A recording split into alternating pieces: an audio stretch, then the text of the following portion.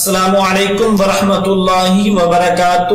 ناظرین، آج ہم آپ کے لیے ایک نیا واقعہ لے کر حاضر ہوئے ہیں جو کہ بہت ہی خوبصورت واقعہ ہے۔ یہ واقعہ حضرت آدم علیہ السلام کا پہلا کھانا اور پہلا لباس، تحریر نمبر 1088۔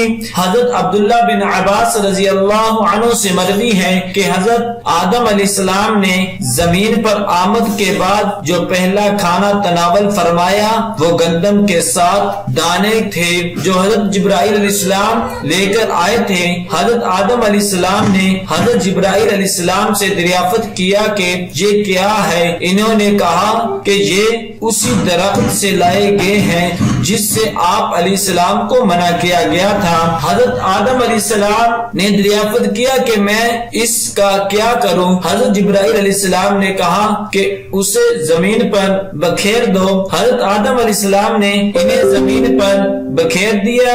اس ساتوں دانوں کا وزن دنیا کے لاکھوں دانوں جتنا تھا۔ وہ آگ گئے۔ حضرت آدم علیہ السلام نے انہیں کاٹا، انہیں صاف کیا، انہیں پیسا اور پھر گوندھ کر آٹا بنایا گیا۔ پھر اس آٹے کی روٹی پکائی گئی۔ ان تمام مراحل کے بعد حضرت آدم علیہ السلام تھک گئے تھے۔ ایسا نہ ہو جائے کہ وہ تم دونوں کو جنت سے نکلوا دے، پھر تو مشقت میں پڑے۔ حضرت آدم علیہ السلام اور حضرت حوا علیہ السلام نے زمین پر آمد کے بعد بھیڑ کی اون کا لباس سے پہلے استعمال کیا۔